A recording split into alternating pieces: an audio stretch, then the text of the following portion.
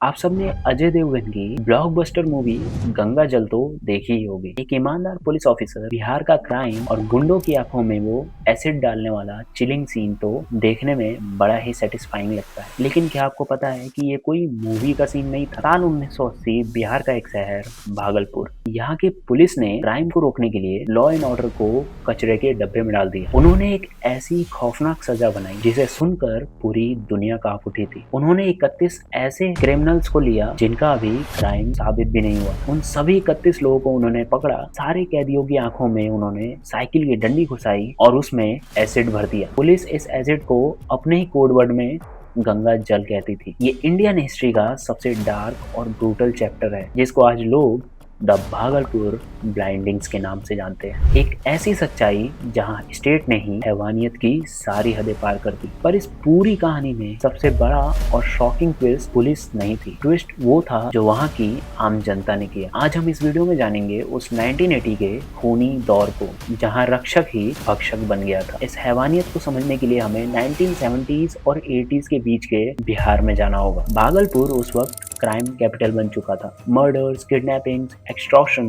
और डकैती रोज की आम बात हो गई थी। क्रिमिनल्स का भौकाल इतना बढ़ गया था कि सूरज ढलते ही लोग अपने घरों में कैद हो जाते थे। लोकल माफियाज और पॉलिटिशियंस का इतना खौफ था कि पुलिस भी उनके सामने हेल्पलेस फील करती थी। अगर पुलिस उस टाइम पर किसी गुंडे या माफिया को पकड़ती भी थी तो कोर्ट में गवाह डर के मारे मुकर जाते थे। क्रिमिनल्स को आसानी से बेल मिल जाती थी और फिर वो दोबारा से वही अपना क्राइम शुरू कर देते थे। जुडिशियल सिस्टम बिल्कुल ही फेल हो रहा था। आम जनता रोजाना पुलिस का मजाक उड़ाती थी। इस एक्सट्रीम फ्रस्ट्रेशन और सिस्टम के फेलियर के बीच भागलपुर पुलिस ने डिसाइड किया अब हम कोर्ट और कचहरी का ड्रामा खत्म कर देंगे, अब ऑन द स्पॉट जस्टिस होगा। उन्होंने एक ऐसी सजा चुनी जो मौत से भी ज्यादा खौफनाक थी। अक्टूबर 1979 से 1980s तक भागलपुर के अलग अलग पुलिस स्टेशंस में एक सीक्रेट ऑपरेशन चला। पुलिस किसी भी सस्पेक्टेड क्रिमिनल को उठाती, उन्हें पुलिस स्टेशन ले जाती और फिर शुरू होता था टॉर्चर। पहले उनकी आंखों को साइकिल की डंडी या फिर नीडल से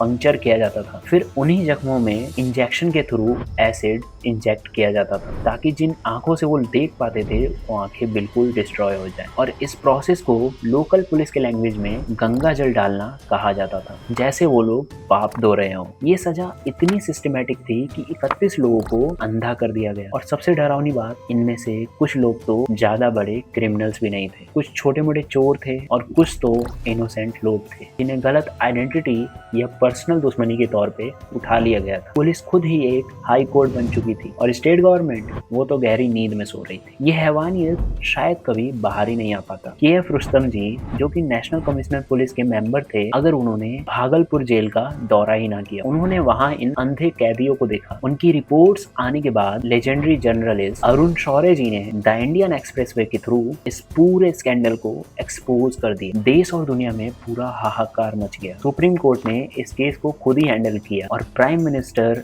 श्री इंदिरा गांधी जी ने पार्लियामेंट में इस एक्ट को सिकनिंग कहा। लेकिन यहाँ पर आता है इस डॉक्यूमेंट्री का सबसे बड़ा और चिलिंग ट्विस्ट। जब बिहार सरकार ने प्रेशर में आकर इन सारे पुलिस वालों को सस्पेंड और अरेस्ट किया, तब भागलपुर की आम जनता सड़कों पर उतर आई। पर वो लोग पुलिस के खिलाफ नहीं आए थे, वो पुलिस के सपोर्ट में थे। लोगों ने पूरा भागलपुर बंद कर दिया, वकीलों ने कोर्ट में जाना बंद कर दिया, डॉक्टर्स और ट्रेडर्स ने रैली निकाली कि इन पुलिस वालों ने क्राइम खत्म किया है, इनको सजा नहीं मेडल मिलना चाहिए। जनता इतनी डेस्परेटली सेफ्टी चाहती थी कि उन्हें इस बात से कोई फर्क नहीं पड़ता था कि पुलिस ने इंसानियत की सारे हदें तोड़ दी है। उन्हें तो बस अपनी सेफ्टी चाहिए थी। ये देश के लिए एक बहुत ही बड़ा मॉरल क्राइसिस था। सुप्रीम कोर्ट ऑफ इंडिया को समझ आ गया था कि अगर आज हमने इंस्टेंट जस्टिस को नॉर्मलाइज कर दिया तो देश में अराजकता फैल जाएगी। Khatri versus state of Bihar case में सुप्रीम कोर्ट ने एक लैंडमार्क हिस्ट्री क्रिएट की। इंडियन हिस्ट्री में पहली बार सुप्रीम कोर्ट ने स्टेट वायलेंस के विक्टिम्स को मुआवजा देने का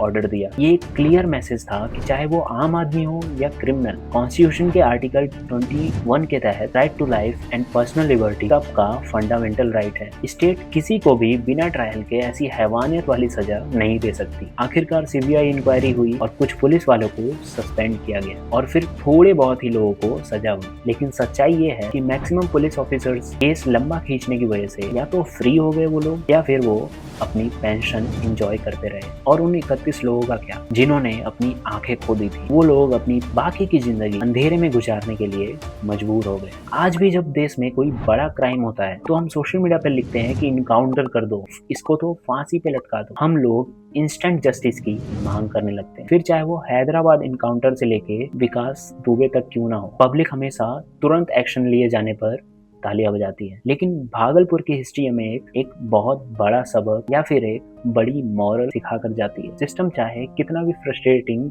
और स्लो हो, इंस्टेंट जस्टिस एक डेंजरस बीमारी है, क्योंकि जब आप पुलिस को कानून तोड़ने का पावर और परमिशन दे देते हैं तो पुलिस फिर कानून से बड़ी हो जाती है। और जिस दिन एक पुलिस यूनिफॉर्म पहनने वाला इंसान जज और जल्लाद दोनों बन जाता है, तब अगला नंबर किसी गुंडे का नहीं, किसी बेकसूर का भी हो सकता है। अगर कानून के आगे पट्टी बंधी होती है तो वो इसलिए होती है ताकि वो बराबर देख सके, पर अगर कानून के रखवाले ही लोगों की आंखें फोड़ने लगेंगे तो अंधा सिस्टम नहीं, पूरा समाज हो जाता है। आपका इस बारे में क्या सोचना है? क्या आपको लगता है कि एक्सट्रीम क्राइम्स में पुलिस को ऐसे एक्सट्रीम एक्शंस लेने चाहिए या रूल ऑफ लॉ हमेशा फॉलो होना चाहिए? मुझे कमेंट्स में अपनी राय जरूर शेयर करें। भागलपुर का गंगा जल वाला केस आज भी एक डिबेट है। अगर इस डॉक्यूमेंट्री ने आपको कुछ सोचने पर मजबूर किया तो इसे शेयर जरूर करें, वीडियो को लाइक करें और चैनल को सब्सक्राइब करें। मिलता हूं दोस्तों एक नई वीडियो के साथ, तब तक के लिए जय हिंद, जय भारत।